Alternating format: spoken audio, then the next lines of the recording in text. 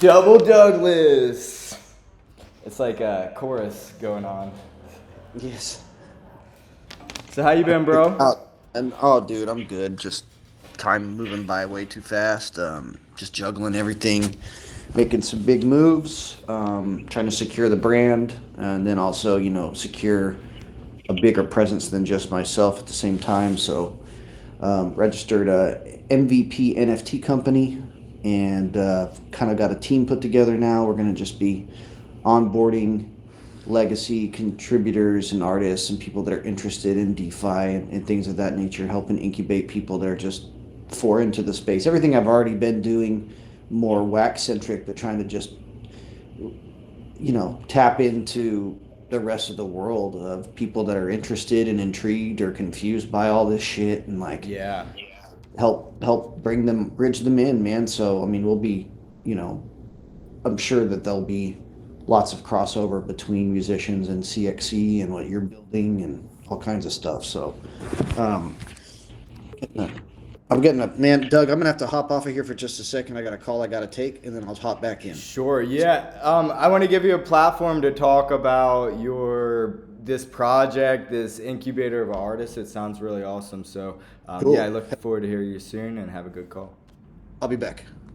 Okay, so this whole thing that we're trying to do here is called CXC Tribe. Now, CXC Tribe is a concept that I hope will be more than CXC, and it will embody the theme of tribe, the theme of having these collective spirits focusing on one goal in an incredible way, and something that everybody on the planet can use.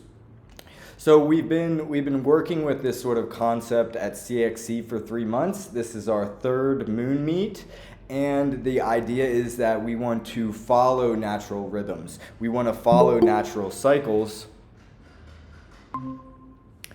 What up, Marco? Hey, how's it going, Doug? Good. Are we the only ones here? What? Are we the only ones here? Yeah, we had Munster a minute ago, but he just left. We have a few other people that said they were gonna show up, but I'm just gonna like rant because we are recording. So I'm kind of talking about like this tribe concept and like what we want to do with it. And then if you wanna like introduce whenever more people show up, that would be great.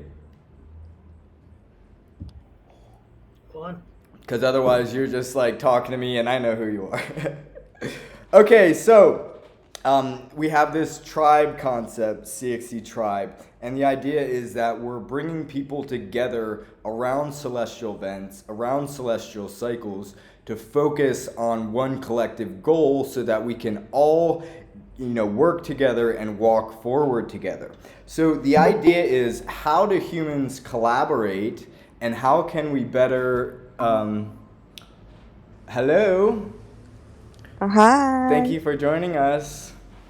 Thank you. You're We just welcome. had Munster here, but he had to drop and he'll be back in a little bit. This is Okay, all Marco. right. We met him Hi, fractally. Marco.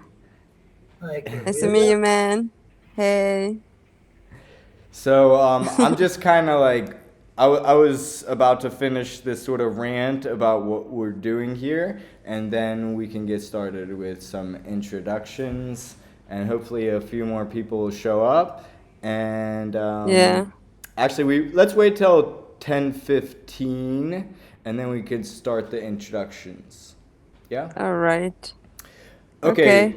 So Have you? CX. Sorry. Sorry. I was just asking, have you talked to Claudia and the G-Man and the Smins?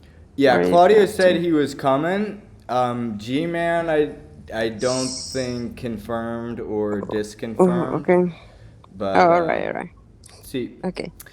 Okay, Okay, go ahead. so what we're doing is we're bringing people together and we're exploring different ways that different social structures that can move people forward towards a common goal. So with CXC Tribe right now, we're all here focused on CXC, but we're also focused on the wider vision of helping music and helping to grow musicians and really in my mind, it's about taking a general idea and then allowing each member to sort of process that and then move forward in their own way with this original idea, which was sort of set in stone or agreed upon at the beginning, so that everybody has this point of reference to know whether or not I am truly affiliated with this organization, whether or not I want to put my energy towards this organization, and whether or not the actions that I'm taking are in line with the organization itself. So we have a vision temple. It's available on, you can find it through the link on the lumal.lu.ma/cxc, as well as on our linktree/cxc.world. So this vision breaks down what we're about, and we talked about that last month. And what we're doing now is we're focusing on this vision. But the idea of tribe is it can be any vision. So not only are we trying to grow CXC and move forward, we want to create this sort of tribal software, these smart contracts, these social patterns, social structures that we can share with others, and that others can sort of pick up and then plug into their organizations, and sort of we can grow together in a big way. Nice. Yep. So today I want to talk about music NFTs. That's what we're here to share vision on. I'm also sort of exploring this mind, body, spirit concept, where like in the introductions in a few minutes, we're going to just share about who we are and what we're doing. And this is the body. And then after that, we're going to talk about, certain things we've seen with blockchain music, things we've interacted with. And then we're going to use that information as sort of a base that we can then, better communicate our higher visions as well. And that's the sort of the key point, is to share the vision here.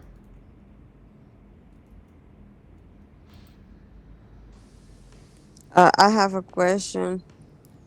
See? So we're gonna share about our vision about NFTs related to music, obviously, but then we're gonna link it to the concept of mind, body, spirit. I don't understand. So the mind, body, spirit, it's just for the meetings.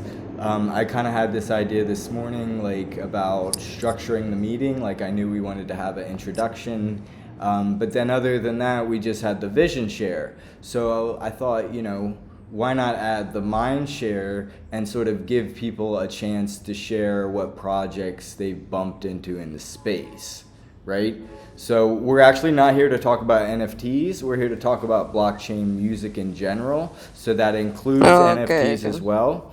All right. So like for example, I met a guy. He like founded this Landian blockchain, or I'm sorry, a Landian metaverse, right? And he was telling me that they have a like entire studio in the metaverse, and he like believes that he can create an environment that people can work together on songs, and they can be making jam sessions in the metaverse. So like I was like, I don't know, man, like do you really think that you can create that vibe and share that vibe in the virtual space? And he seemed to think so, but that's just like one thing that I've bumped into. There's also Emanate is doing a lot of things. I haven't really like stayed up to date, so I'd like to hear if anybody here that shows up knows stuff about Emanate. I don't know much about Emanate. Haven't searching. Nico was into Emanate, right? Sorry. I don't think so. I'm not sure. Into music art for childhood friend's son. And Mm. surprisingly, I thought I'd find competition between Emanate and the other one. That was before I looked into CXC, and Oh. they seem to be working on their own little niche, which I liked. I don't know if they coordinated that, but as far as in the EOSI ecosystem, um, things seem pretty defined and organized when it comes to music. What's interesting is your virtual collaboration. I don't know what kind of tools are involved in that, but since you have virtual concerts and stuff like that, it's just a beautiful thing. Um, but yeah, if the music thing is each going in its own little niche, I think that's a real positive sign. So, what was the other project besides Emanate? You forgetting? Ah, If you okay. tell me to take it up, because I don't produce my own music, it's my family's stuff. I'm sure it'll come back to me. Actually three. There was Emanate. There was that one, that popular NFT that's on Uplift. What you mean, Yoshi? Yoshi. He was, and there was a third one, but I kind of grouped There's Yoshi. Sublime on Wax. Man, I'm just getting so bad in the echo. I can't even like understand myself when I talk. So I'm sorry about that. But yeah, there's Sublime Sounds. They have a collection. What they're doing, to my understanding, is you collect a certain amount of NFTs, and these NFTs have sort of like a minting power, and then they send out a certain number of their tokens every day, or I think it's every week, for your minting power. So we actually do a similar thing to that in CXC, where for our top 100 collectors, we send daily gold as well as like monthly NFTs. So that's like a reward model that I definitely see like growing in the future. Hmm. Okay, so we're Good at question. 10:15. Would you guys like to introduce yourself? Sure.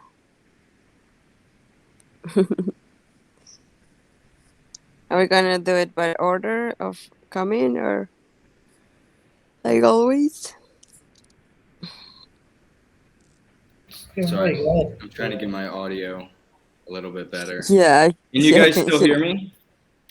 Yeah. Yeah, see, Okay, yeah, yeah, it's sure. better for me because now I'm not like hearing a bunch of echo. I can remain sane. Yeah, let's do it by the order that we showed up. So, Marco, if you'd like to introduce yourself, you got about 3 minutes, and then we'll go to Karelia. Well, I'm here really to listen because I've seen Doug around for a while, even before uh, some of the governance meetings we've had. I see it in chat everywhere. But the thing that got me to check on CXC, which I didn't know Doug was behind, was maps. As an aviator, I love maps, and I believe they should Mm, be maps. interactive, ingrained in things we do. We love how they expand. Um, I write EOS Weekly. I've been around since the beginning.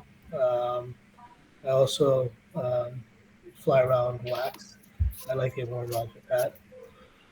But yeah, I'm just here to listen, see what's going on with CXC. Awesome, Marco, and thank you so much for showing up. I know you are very involved in, decentralized governance on EOS as well as the EOS community. So your opinion is very valued, as is your experience. Karelia. Hey, hey. Well, I guess I'm just gonna introduce myself to Marco Tuesdays. Well, we're recording, so Yeah. I'm gonna publish this. So that's why I'm kind of. I was by myself, just like ranting about CXC. But yeah, we are Okay. gonna publish it. I'll probably cut some stuff up. What I did last time is I actually just saved the vision section, so I might do that Mm-hmm. again this time. We'll see. We'll see what happens. But All the right. idea is like, even if there's only 3 people here, even if it's just me, like we're gonna do it fully and keep this thing rolling, keep developing Yeah. these ideas, and So at the very least, I can figure out what the heck's going on, and hopefully everybody can figure out what the heck's going on, and we can sort of move together. We can attract the people Sure. who would benefit the most. Yeah. Mm-hmm. Well, my name is Karelia. I'm a Peruvian artist, and I'm been kind of involved in like getting to know like all these sort of different communities. They're popping up, and they're connecting different sides of our social environment, like as music. So I'm here to support cxc. I'm here to uh do the art also and collaborate with my ideas and my vision in many things that I feel like sharing and collaborating with. So yeah, I'm very interested into learn uh all the benefits from blockchain and get into include them in our lives and very things that I feel like we need to move forward as a society for the future. So um that's my vision. That's why I'm here to help. I'm here to learn and to listen also to other people's ideas and getting to feel like a community too, getting to feel like the sense of collaboration and yeah, to connect beyond like just visions and intellectual structures and getting to know people and yeah, make friends and keep moving forward this spirit. That's Beautiful. it. Thank you. All right, Munster, we're doing like 3 minute Oh. introductions, and then we're going to move on to Mindshare, where we're going to talk about projects, various blockchain music projects, share what we know, what we found, and then move on to Vision. So you're up next if you'd like to talk about yourself, what you're working on for a few minutes. Sure. Is it just the four of us, or are there other people that I'm just not seeing in Google Meet? It's just us four, but I was just telling Corellia the idea is we're going to record, and I may just publish the vision part, but I do want to publish a lot of this. So speak as if you're speaking to a large audience. Got you. And are these like maybe not today's because we're already in it, but are these moon meetings like in the future something we would create like a Twitter Spaces like where we could have people in our communities join like, and listen? Or I just wonder, is there a way to captivate Mm. audience than our core here? Sure. I mean, I guess like I think Twitter Spaces are one of the worst ways to, I guess, it's like a closed room, I'm you not know, proposing that. I'm but sorry. I misrepresented. I'm saying, could we make a tweet with the link to this Luna room that then people could register and jump into? sure. I mean, you can even share this Google Meet thing. Like, I'm not too worried about spammers and stuff like that at this point. So, if you want to share, go ahead. Like, Like, share this please. link now and say, hey, if you guys want to jump in, we're just talking about the direction of CXC in the village and stuff like And that. well, yeah, we're talking about blockchain music. Like, it's not just CXC. We're Okay. sharing vision on blockchain music to help Okay, everybody. great. So, Let yeah. me, yeah, let me just make a quick tweet with the Google link and see if anybody wants to jump in. I mean, I think I won't attract anybody then that isn't interested in this subject. Yeah, for sure, Yeah, man. I appreciate that, really. Are you guys good with that? Yeah. sure. All right. Let's see. Let me get up. How do I join with code? Or how do I You can just copy the URL, really. If you want to just share the Meet link, it's like super direct. Then they don't have to sign up with their email and stuff. from And the Mm-hmm. Luna thing? Okay. like just the URL in your browser, I can share it in the chat. Yeah, if you want Yeah, to I'm do. gonna go off camera. Nice meeting you guys. I'm gonna be listening though. Okay. Thank you, Marco. We'll see Yeah. you. In the meantime, I guess I can do my intro, or I mean, Sure. yeah. So, I think I've had the pleasure of speaking with a couple of you guys before, but for those that are going to be listening or are listening now, etc. Um, I guess in the professional realm, Web3 sector, musicianship, artistry world, I'm known as Munster or Munster Vision. And I'd say the latter is more of a stronger dominant presence in that I'm I'm always trying to kind of achieve more than myself anyways. And so like my art is always minted and created as Munster, but like I think, Doug, you could probably attest to this. I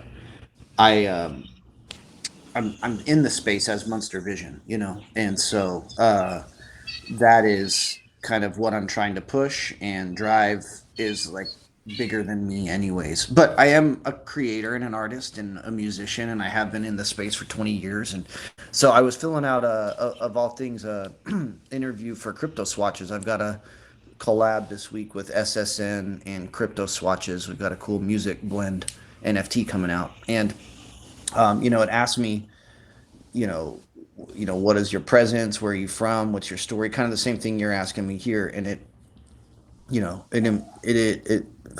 it forces me inherently to reflect. Yes, I am an artist, and I have been doing this for 20 years. Like that's wild.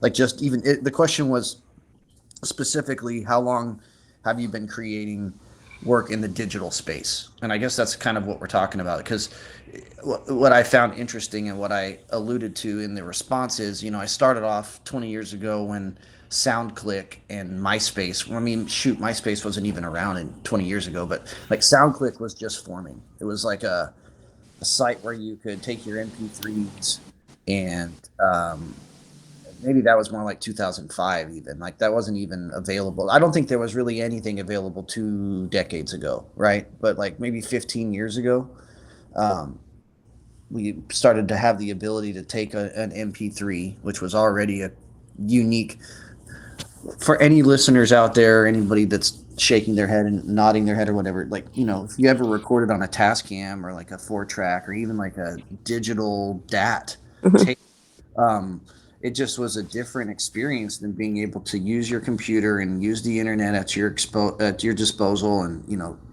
create a work and upload it. So to think about 15 years of advancement of where we're at on getting digital works to the people, and now we're talking about cross collaborative, project created, token backed, asset managed, digital works to be forever indemnifiable on the blockchain. Like that's some advancement in 15 years, man. I don't know. That was I kind of a little bit topic wise than who I am, but that's who I am. So quick and dirty again, I'm Munster Vision, Munster in the space. I incubate artists, help bring legacy creators into the Web3 and DeFi space with awesome dApps like what Douglas has created with CXC. And I guess more to come. Thank you so much. Yeah, Munster, you're always doing so much, and I love your spirit. I love all you're doing. Like, I'm just learning about what you're doing for artists, but like everything I've seen, like even how you're just collaborating, like reaching out and sort of putting hands in all pots. Like, I feel like you're one of the most knowledgeable people in this space, as well as one of the most active, at least on the wax side. So yeah, happy to give your ideas a platform and your music as well. Okay, oh, sorry. You're welcome. No, saying thank you. Yeah. So I'm Douglas. I'm the founder of CXC. I had this vision so long ago. I was probably like 14 or 15 years old, and like this vision I saw was like a world. Like I saw the world, and I saw like all these sort of strings connecting everything. And then I saw like these boxes. They were like blue boxes, and they were like moving everywhere in the world. And then I looked at the box, and the box has like information on it about like what is in the box and what you can do with the box and how the boxes can all like work together. So that original vision turned into what I called at first Copy House. And Copy House was supposed to be a map of different jurisdictions, and then all these jurisdictions you could create a contract, a licensing contract that says, okay, in this area you have X, Y, and Z permissions for this amount of time. And these were supposed to be like modular contracts, not like a smart contract. I didn't even know about smart contracts then. But like the modular side of the contract was like you could just pick whatever you wanted as far as your licensing, put it all in together, and then sort of sell your digital rights.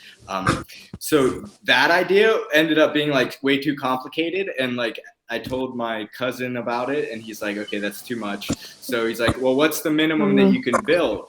So I was like, okay, well, along with this system, I also developed this curation system. And the curation system developed into Purple, which we have today. So this cxc.world is kind of like, originally I wanted to help people license their work, and then I stepped back and thought, okay, well, what's the coolest thing that I can do that's still true to this sort of idea of sharing and growing? And that was refocusing on the currency system. And now we sort of went off in this direction with the currency system, that we see it as a way to change the whole world. So I'm here. I'm working at CXC about 60 hours a week right now. I've been full time at CXC for the last year and a half. Before that, I was, sort of doing it like part time as well as teaching courses. I do plan to still teach courses in the future. But yeah, like I think this sort of next evolution I'm going through with CXC is to focus more on the people and focus more on how we're organizing and moving forward, because I see these other projects that are doing so well because they have activated and utilized their community. But at the same time, a lot of them are really shallow. A lot of these communities are really shallow. So I want to sort of develop these sort of deeper systems, which are in resonance with the natural celestial cycles, and that really, at the end of the day, every person is better, right? We're not just about growing this organization or growing even our vision. We're about growing each individual member to better serve that vision and better serve themselves. Because if you are here, it is sort of known that it's part of your mission to help artists and to help music go forward.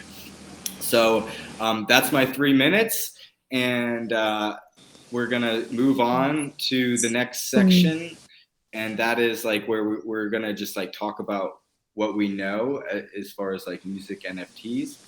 Hold on a second, man, because people are going to be listening to this and like learning from what you just talked about. That was a learning experience for me. So let's take a minute and honor what you just talked about. And also, sorry, I thought my mic was muted, so I coughed a couple times. I apologize if I threw off your game there. But no, I think it's interesting how you didn't even know you were stumbling into smart contract creation, and especially for like a music DApp before all of this was pertinent. But that's how that's kind of how innovation is created, is kind of happenstance sometimes, and we don't realize that maybe a byproduct of something that we're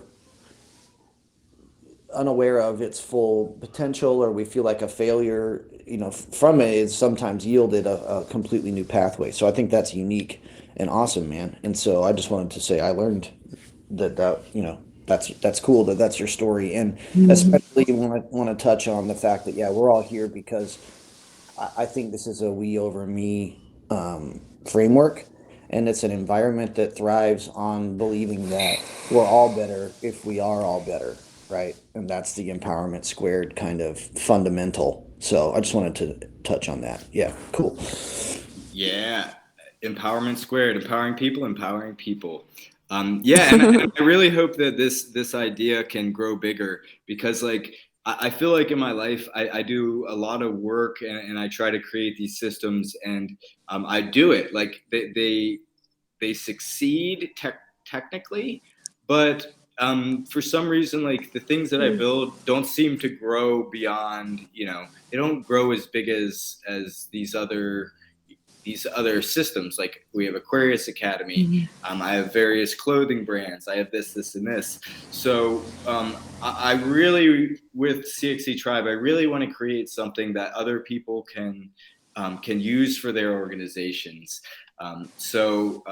Like the only way to do that is to open it up, and everybody here, like, consider this an open invitation to take these ideas and run with them, whether that is like strictly following our vision and sort of implementing it, which is the idea is that as part of the tribe, you become the CXC itself, and then you operate as CXC, right? As CXC, now being empowered through all of CXC's tools, now being empowered to say, hey, I am CXC, I'm a representative, I can help you get your music on, so you're a little bit more official.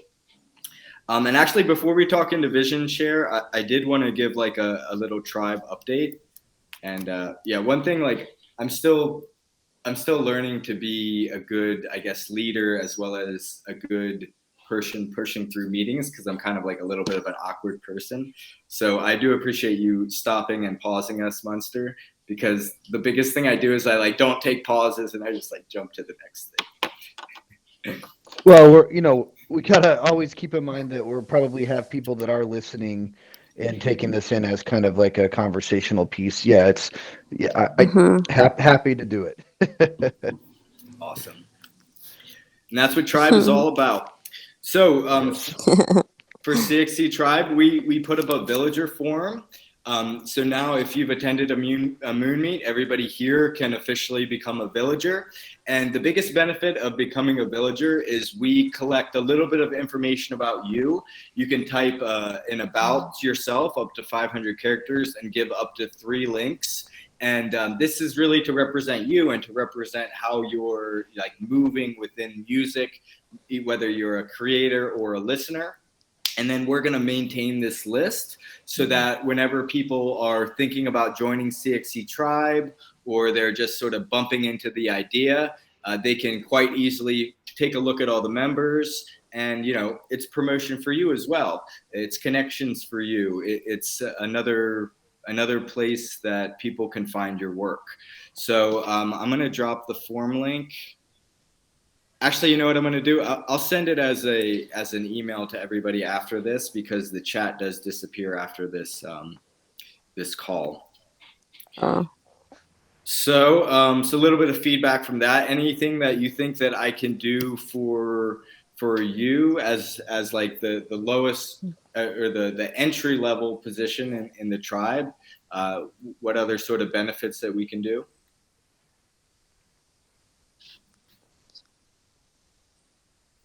Offhand, nothing. I took a quick look at the form before the meeting, and I didn't get to the point where I was filling out the artist information and a little bit about. I took a stab at it, so to be honest, I probably can't even answer that question because I didn't take it all in before the call.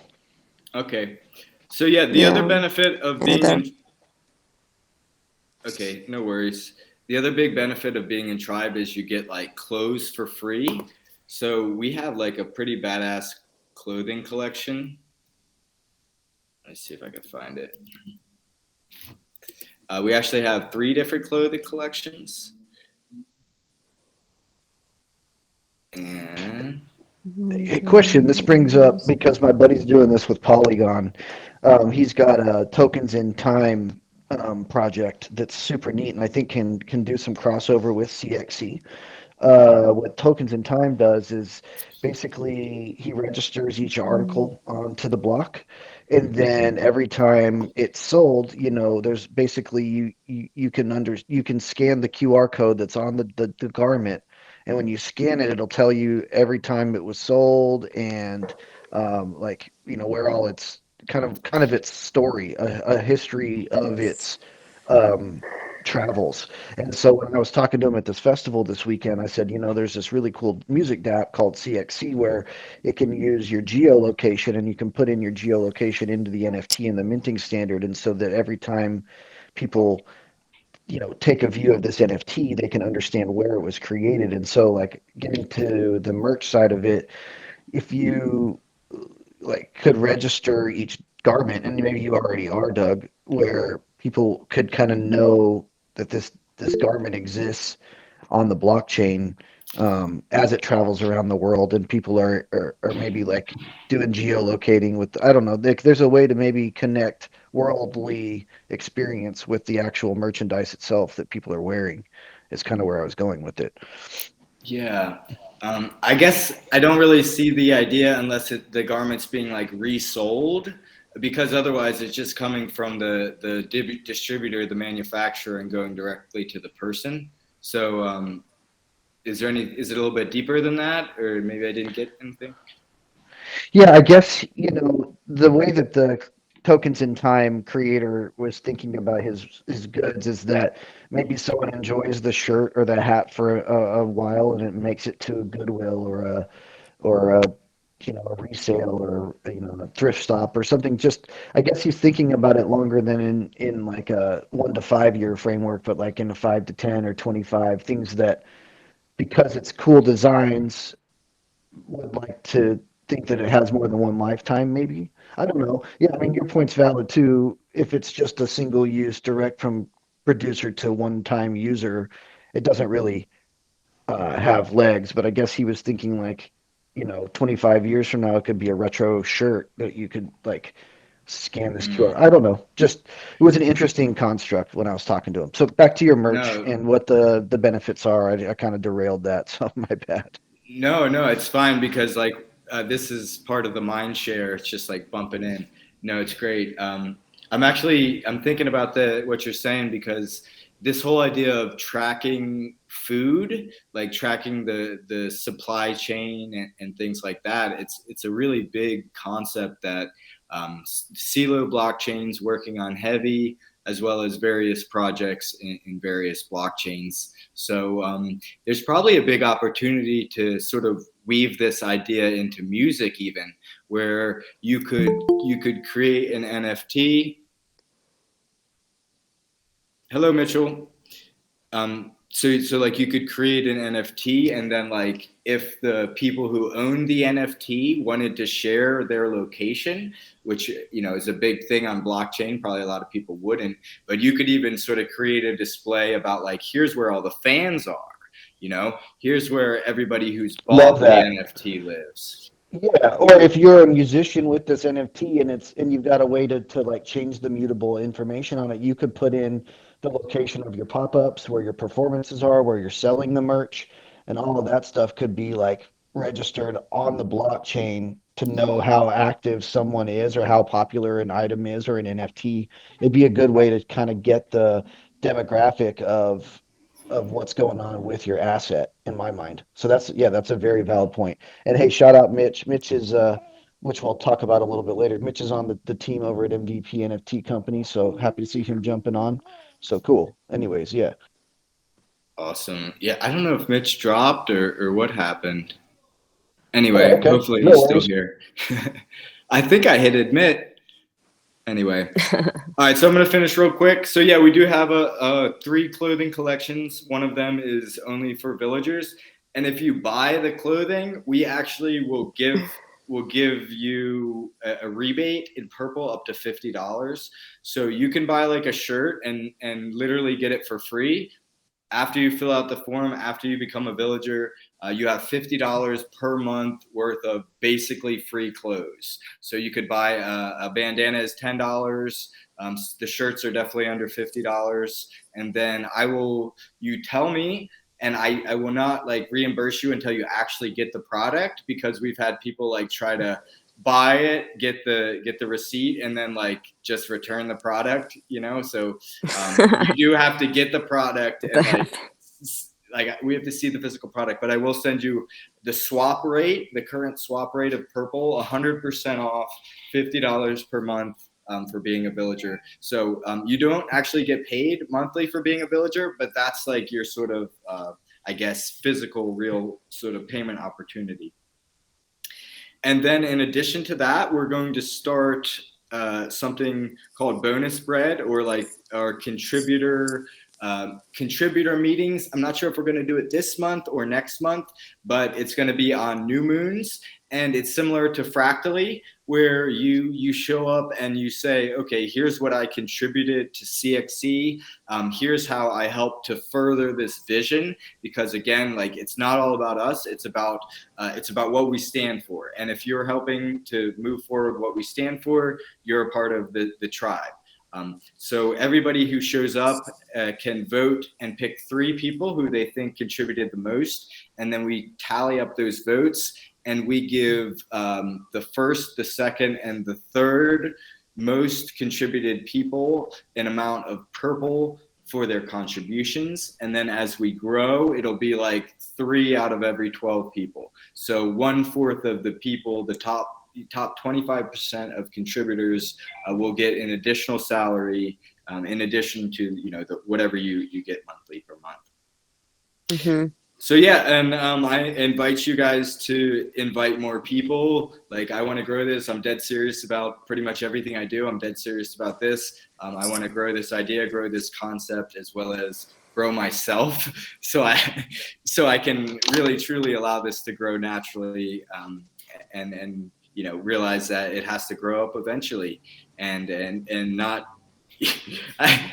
not be like different organizations which do the same thing and the founder tries to take over. I don't want to do that. I want each individual person to run with it in their own way. So that brings us to any questions, first of all?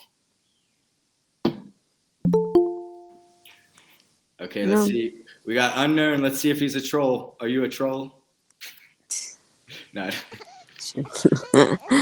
I got a crying baby, but I do have a question. I'll have to circle back on it after she calms No, down. go ahead. Go ahead. It's okay. No, I can't. She's like, she's just crying in my arms, so I can't really ask right now. So I'm just listening at this point. Okay. Mm-hmm.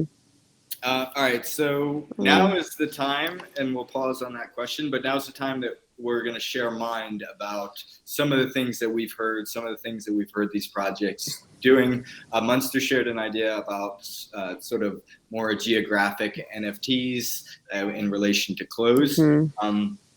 I want to share something.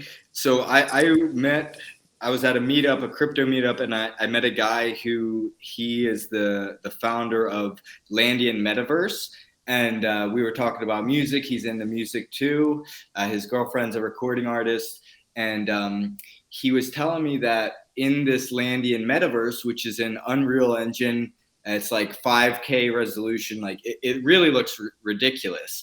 He said that they have like virtual studios, and they have this, he's really passionate about this idea of you have a virtual studio, and then each musician is in the metaverse, like I assume strapped on with goggles, and then they can apparently collaborate and make music in a live way.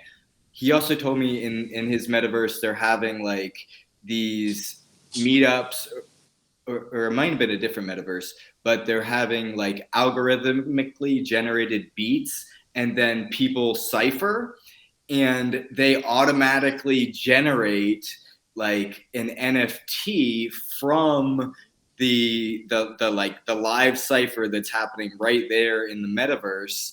And because it's generated music, it's all like legally available to be sold. And it's this idea of instant creation, instant digitization of assets, and having that be sold. So what do you guys think of that, or other ideas? Well, I mean, I think that's probably good for people that are, I don't know, very eager and to use this all technology, because you have to use the goggles all the time. I'm guessing. So if you are willing to do it, then that's great. But I don't think like can you imagine like creating like in a studio and use your stuff all the time, as well as like recording instruments or like whatever. I want to speak directly on this matter. Holy crap. Keep going. Okay. And so I think it's a little bit odd it would be some odd for some people, but like if there's people that are willing to do it, then that's great. But I think also like if you have the opportunity to come together in real life, then that's like a different case. God, Cora. So the point is sorry, getting distracted by the baby. Monster, your mic is on. It is? Oh my goodness. Yeah.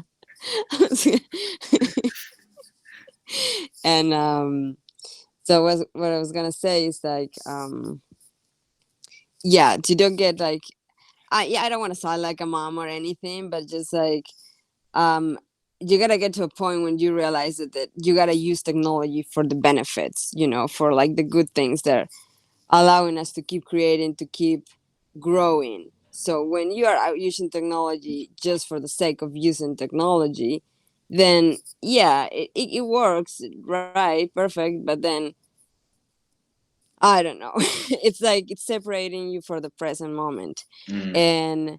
And I've been using the goggles and being like doing all our stuff, and yeah, it's like obviously the concept of reality is totally like at this point in this century is completely gone, because yeah, and that's good too, you know. I don't feel like this sense of knowing what is real and what is not, but also getting to know if I'm in the present or I'm not in the present is what sometimes I tend to question myself when I'm, you know, spending too much time on doing certain things or certain or other things. So um yeah, to don't use technology to separate ourselves from the present moment from ourselves as well, because this disconnection that we have from ourselves is what is leading us to take the wrong decisions. That's it. Yeah. Okay. Hey, so Karelia, I think that those are valid points, and definitely we need to always kind of hang on to our humanism here and our connectivity organically to the world. But also, I think the advancements in meta spaces are such that we aren't. Are, I don't think we're required to wear goggles. The goggles are an enhancement. You know, being able to put on um, dang it, this may not work. I've got feeding her a bottle, but anyways, the ability to put on goggles and transport yourself in fully immersively is like an add-on. But I think meta spaces themselves don't require that. And Oh, so okay. what I wanted to say is I don't want to make it feel like people are limited to having to be an Oculus community member or something like that in order to guys, I sincerely apologize. I'm just going to have to put a pause in this. I'm sorry. Uh, I'll tell you, it does not bother me. Like, I mean, I want your baby Yeah, to be happy, but having it, the audio being a little bit it sounds. muddled doesn't bother me at all. Yeah, I'm fine too. I'd I'm rather hear Okay. okay. your ideas. Okay, Yeah. well, I'll just try to muddle through it. She's just mad that I'm talking and not watching her feed. So every time I start talking, she stares at me like I'm the devil and is like, "What are you doing, man?" And then I'll stop talking and she's perfectly content with it all. Oh. So, She wants some anyways, attention. yes, very much so. She's like, "Hey, who's getting that attention?" Anyways, so back to the point at hand. We have when I say we collectively, the company that I've formed and now am part of is we have an actual Web3 development studio. Oh my goodness, Um, we have a Web3 studio that's primed for exactly what you're describing, Karelia, where um, a artist may do their music recording there, Yeah. but also, uh, I'm sorry, guys, hang on. She's just like,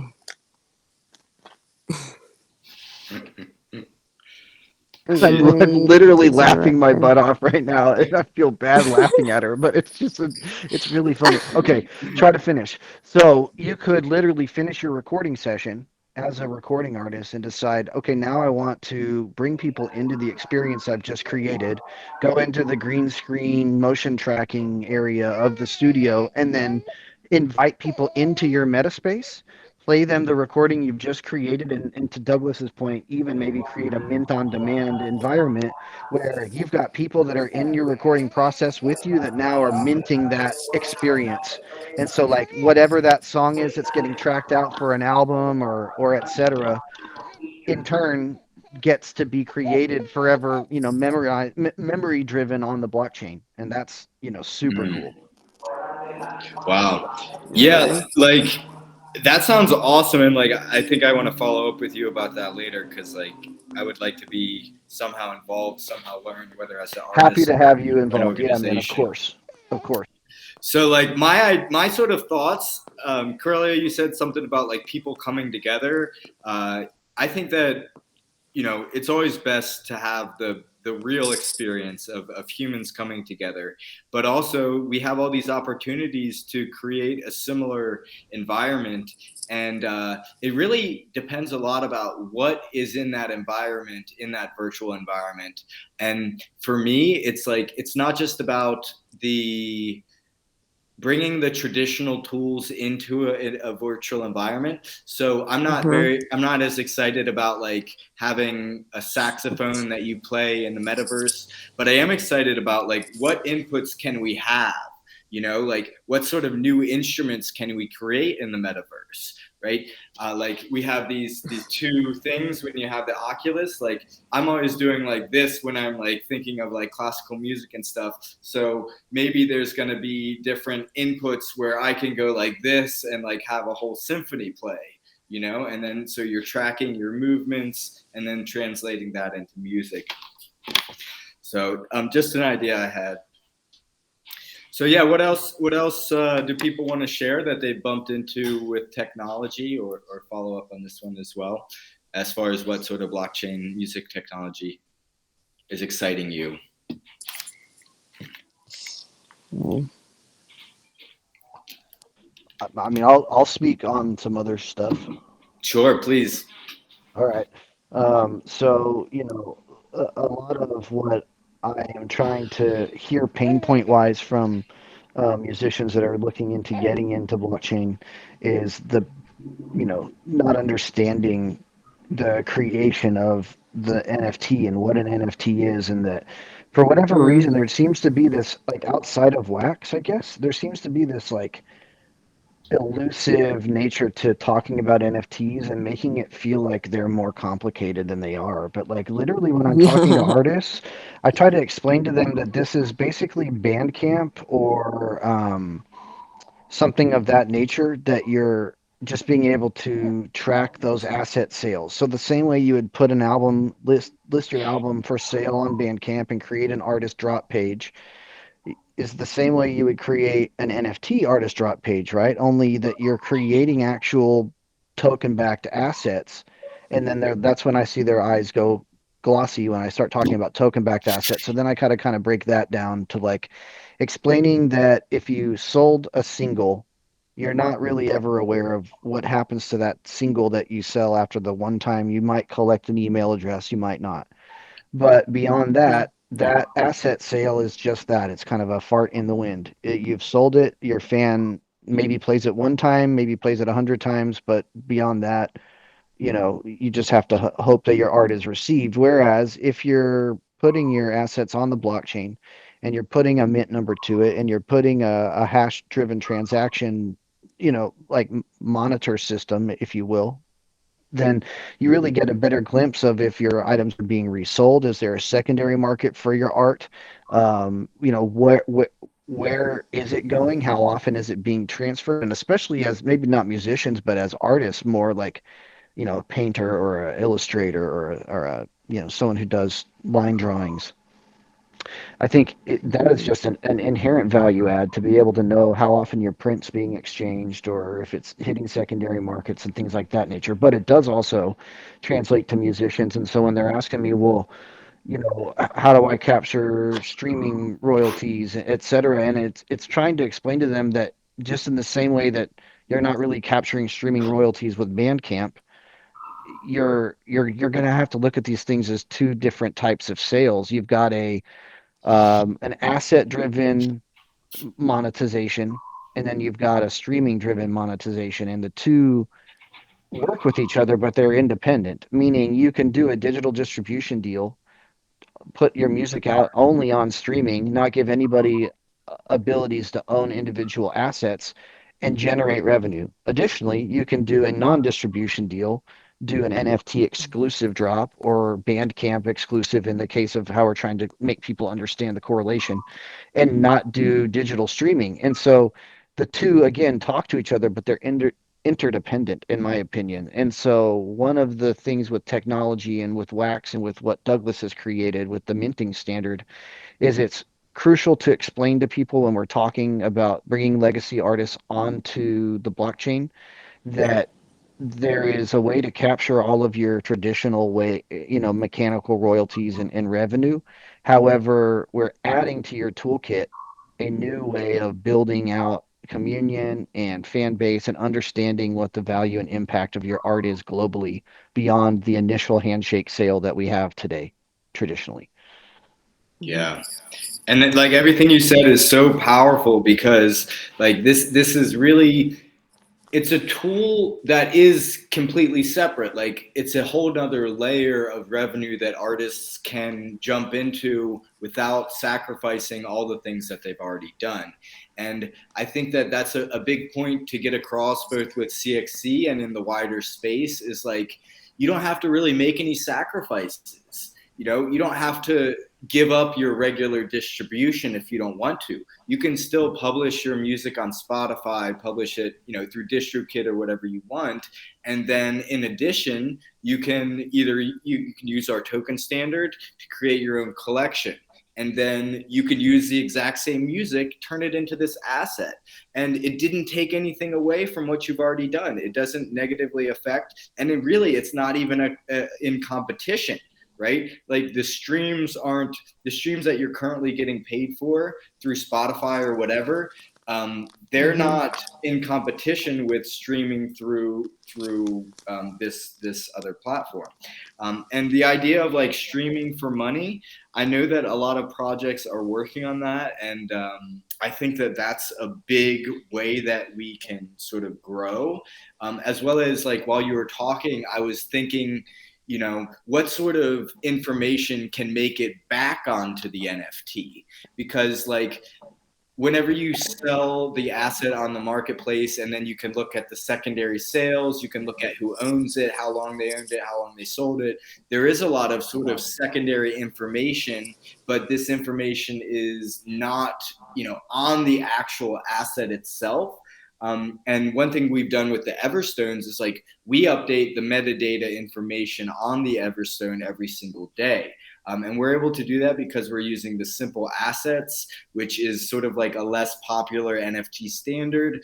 But if something like that were also possible on atomic assets, I think that there's the possibility to store how many plays you have, how many ups you have. You could even store like the last location of the person who owned it. Although, with locations it Well, gets complicated. But could we create mutable data NFTs and then allow for something inside of your DApp to populate that? Like, so you sign your Wax wallet, it's going to scan for all of your mutable NFTs, and your mutable NFTs would have a set. Maybe these are just CXC drops for the beginning, right? But like, you could have mutable CXC drops that have known attribute formula, and then you could have that in your DApp to be filled in, and that way people could go and scrape their ups, scrape their votes, scrape their streams, and then populate that into the NFT. And so either a bot could do it, and it could be like weekly updates and give you kind of weekly stats for how popular your music's doing, at least inside of CXC. If not, grabbing touch points on Apple Music, Amazon, Spotify, like week A ends at 12:01 a.m. How many streams were captured between that and week two, and then that information gets populated, and so then artists can do big flex and be like, "Yo, my NFT is doing big numbers, blah blah blah. And my music's doing big things," and then you're connecting and bridging the two worlds. I mean, that's next level. yeah. Wow, you just blew my mind. Yeah, like I think the thing with atomic assets, if I remember from research years ago, is like the mutable data, I believe, can be updated by the owner. So the only problem with that would be like even if we set the data, then somebody else could go and change it. Although we could probably like double Mm. check on the blockchain before we use the information for anything, I guess, important. But I'm just getting caught up in the technical things. I think that the general idea is like is super valuable. Could you use contract notify when the changes occur? Like when the owner Yeah, populates it, set contract notified to your collection, and then you would set a verification, and then like you minted it, so you'd have access to the NFT. And I mean, not that we would need to do this for very many people, hopefully, or maybe one, two, three strikes you're out. But like a verification process is done, and yep, it checks out. Numbers aren't altered. Cool. That stuff gets like tracked and recorded, and then there's a tokenization aspect to it, like a reward incentive of purple or something like that. Okay. That gets awarded to people that are driving their streams and their communion, and you can see true growth. Then we're just basically awarding people for being creators, but also not rigging the system. You know what I mean? Yeah, I like the idea of like somehow letting other collections, because I really want to empower other collections which aren't just ours, but like allowing them to somehow go through a process and become um, officially, connected to us, and then allowing them to have more tools. I Yeah, think and that's so really that would be a powerful. part of, and maybe that's a part of the process that we're talking about here is if they want to become affiliates, they don't necessarily have to be villagers, but they could be project affiliates that are using your toolkit that's part of your DApp, and whatever that technicality needs to be behind the scenes to make it a mutually beneficial agreement needs to happen. But the mechanics are there to allow for, like you're saying, maybe the other music projects out there, SSNs, Kate's, JRGs, myself, etc.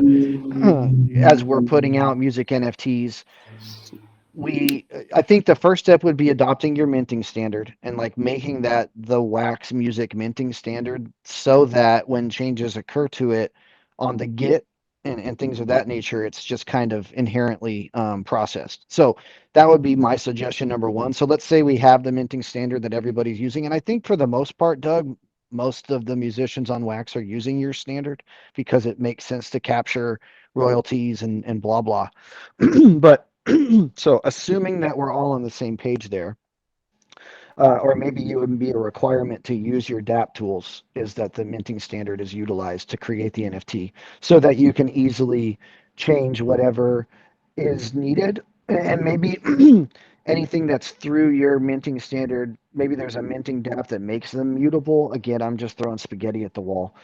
Ways to allow and empower, since that's what we're all about here, empowering other projects to be able to upload their stats and their streams and their sales, and like be able to show on CXC the app, like how much music NFTs global volumes are moving, and that this could be ETH projects and Solana projects and Cardano projects. I mean, we're obviously not wax specific. It's wax driven because we're all on wax here, but the potential here is way cross chain and way bigger than just one chain. Oh, I don't hear you. You're muted, bro. Sorry, thank you. I was thinking about these metrics. Like a lot of that we could probably even pull from other services and then just show on the map. And like the idea was like you could have a gauge of how popular is this music on traditional services versus how popular this music is on Web3. So yeah, I don't want to go too far into technical details, but yeah, I definitely think with the contract notifications, you could definitely, if their collections that are our collection or our contract, all the technical stuff is in place for everything we're talking about. So I'm definitely going to take some time for reflection and review of this. But we are getting close to the end of the meeting time. We do have a hard cutoff time of 11:20. So I would like to move us along forward to sharing our vision. So the vision is about blockchain music. So what I would like to hear is like, what's sort of the brightest future that you can see? The future where you feel most joyous, where you feel most excited interacting with blockchain music, and what that sort of looks like. So Munster, I'd like to invite you to share first, if you will. Oh man, I was gonna have a real stick this time. Okay, here we go. So this is the talking stick, the talking spoon. And I would like to pass it to you. All right, Munster. all right. I'll take. There is no spoon. So sorry, stupid Matrix joke. The vision that I see blockchain music headed is and I've touched on it a little bit, is a seamless one where it doesn't matter if you're on or off chain.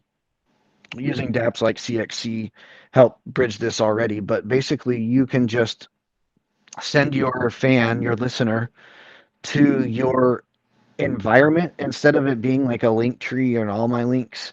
Literally, it's like an immersive experience for your fans to go and experience your music and your art in any way that you see fit. You know, you could have a lounge area set up that when they go to, you know, Munster.com, MunsterVision.io, whatever it is, that is the experience they're getting is they walk into whatever you're trying to provide a glimpse of your artistry for your fans, like a snippet or a slice of your mind.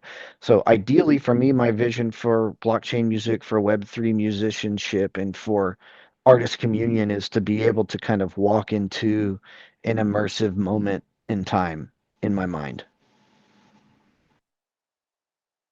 You're muted again. That's super powerful, man. Like honestly, after hearing that, like I'm really have a whole new perception of the metaverse because I guess like I always sort of think about it as it's sort of taking us away, but at the same time, like it can take you in as well. And you can Yeah. provide these sort of pathways to go out in various directions and create it in a way that's fully immersive so that you're not just having all these pathways and links, but you're having a vibration, you're having like a feel that you arrive to.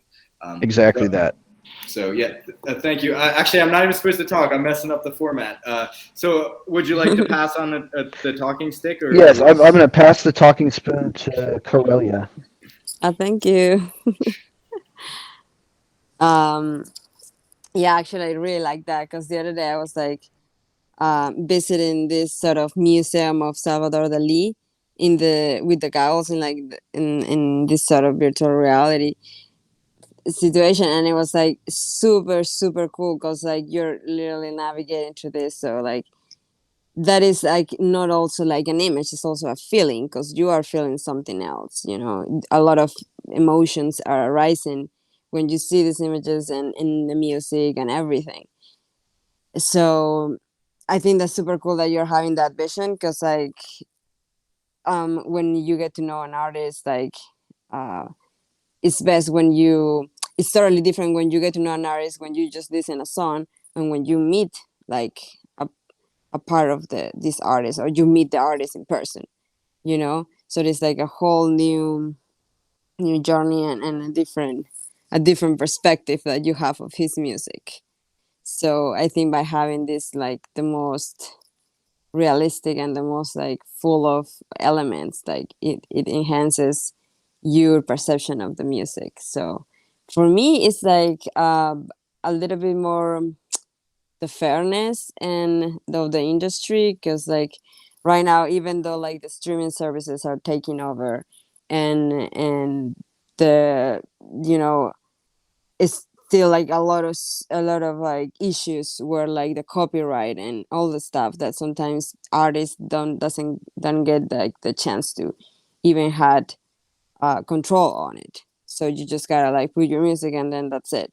But then like with blockchain it's like you're more in control and you have this all this information stored so you can like get to get to be more them there's a lot more democracy and transparency and for them and they get like rewarded and they get the benefits that they deserve. So yeah, and you know like it's and that's pretty much how I see it. And I'm excited because like as a listener I don't create music, I'm not an artist like of music but I do enjoy music and I do enjoy finding new artists and sometimes it's very hard to find people that you like. I don't know about you guys but like for me it's very hard to find certain new artists new music that you vibe with and you actually get inspired by while doing your work. So it takes a long time for me, and I think blockchain it is offering also the chance to find um easily, to be more easy to find people that you actually like to listen to, and find music that it is resonating with yourself, that you don't have to listen because you don't have any other option. And yeah, that's what I feel more excited about, to be able to actually find these musicians that are doing great music, but obviously they're not everywhere like any other dude that's like, you know thinking about what's happening right now or something. So yeah, that's it. Would you like to pass the talking stick? I'm sorry, I think you muted. Okay, so Marco, yeah, you're muted, baby. Um, Marco, so I know you said you didn't want to share vision, so that's why we sort of skipped you. Do you have anything you want to say, or you want us to keep going? Um, I'll try to throw in a minute. I was working on something, but yeah, I think about the future a lot, especially with everything going on in EOS and EOSIO and potential for wax. Actually, you know what? I'll just share this. Someone on Twitter posted the top NFT chains, voted for the top, put a survey for the top NFT chains. Wax was included among them. The other three that were voted on uh, were in the top eight. Wax was outside the top 150, and Wax took number one. So I put it out there like this. Just and Dan Larimer had said, yeah, no, the value of crypto is not being nowhere near properly done in it.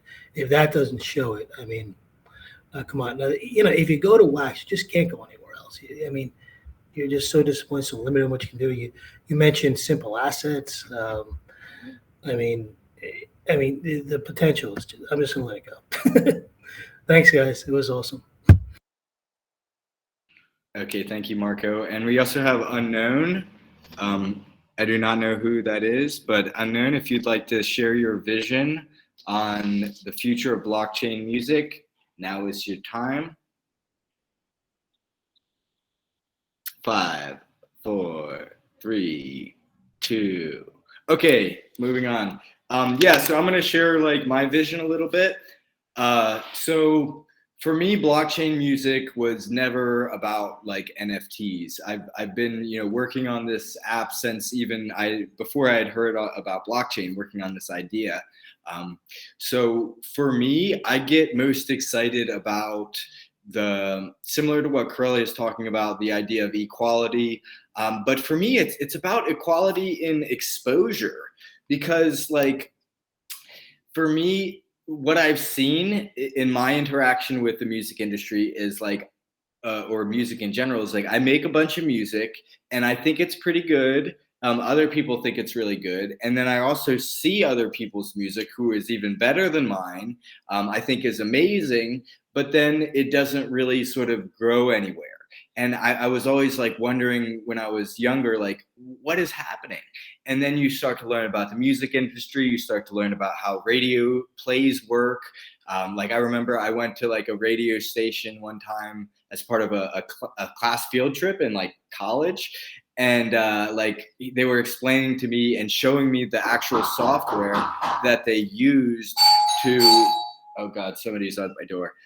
The software that they used to like schedule the songs, and like the songs were only pulling from this one database, right? So if your song wasn't on that database, there was nothing that you could do. So like my vision is to give people this equal playing field that they can then have an opportunity to grow up and grow forward.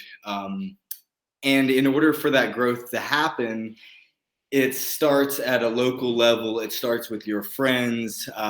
It starts with things like that. Because I think like the real music movements, they start with people who find out about an artist and they're super passionate and they share with their friends. So with CXC, like we're allowing you to hopefully in beta, hopefully people will actually focus on their own local music instead of sort of getting lost in this whole globe. So I guess to render everything down, my vision for music is where we are actually searching, finding, and supporting and listening to the music in our local area. And then from that, from these sort of local areas, each picking out, okay, this is the rapper I fuck with. This is the pop musician I want to hear more of. This is the indie grunge, punk, whatever. This is the best in that genre in this area. I'm going to support him, and I have the power to support him every day with my free votes. And if I want to support him even more, I can purchase this Blux. And this Blux is coming either from investors who have bought an Everstone or artists who are earning that Blux. So if I do want to support him even more, I have that option. I can sort of pool together resources. And then by doing that, by buying these resources, I hope it can go to like support the artists like directly, right? Because this Blux is something that we don't print for ourselves. Although like with the Everstones, we are like printing a lot of Blux. That's why I sort of, I announced that we're not doing the auctions anymore, like all the Everstones in the market. It's just going to be that for a while. But yeah, like the idea is like all this sort of circular economy. But the vision part of it is local people supporting and finding local musicians, and then adding on what Munster's talking about, where these local musicians can make these virtual spaces. That just adds a whole nother level, which we all serve our own role. And I'm excited to learn and interact with all those people serving that role, like you, Munster, and creating these virtual spaces, because that's super exciting to me. So that's what I have to say. I'd like to have just a short reflection. If anybody wants to bounce off anybody's ideas, not my ideas, but anybody's ideas here, we can do that. And then I'm going to close the meeting because we are at the finish time. I think I've basically said everything I wanted to. That's a great vision. So hats off to you, Douglas. Let's just keep building these things and building these bridges and connecting these dots, and hopefully everything starts to kind of formulate and funnel into the right people, process, product type of thing. So yeah. For sure. And okay, Karelia. Okay. No, yeah, I don't have anything else to say. I'm just happy to be here and listen to your visions. It's always good to hear this amazing things. Thank you so much. And thank you. And Munster as well, thank you so much. Like if it was just me and you, I would be super, like, I mean, if you were the only one that showed up, it's like a success, a wild success for me, because you have so many good ideas. So thank you really from the bottom of my heart. And I think that we really did unlock some new ideas here, and I look forward to sharing them with more people. And I hope to see you guys back here next month. And that's all I got. Awesome. Peace, guys. See y'all later. Take care. Bye-bye. And thank you as well, Marco, for showing up. And Unknown, I don't know who you are. But, bye, Marco. It's good to nice see to you. meet you. Bye. Thanks.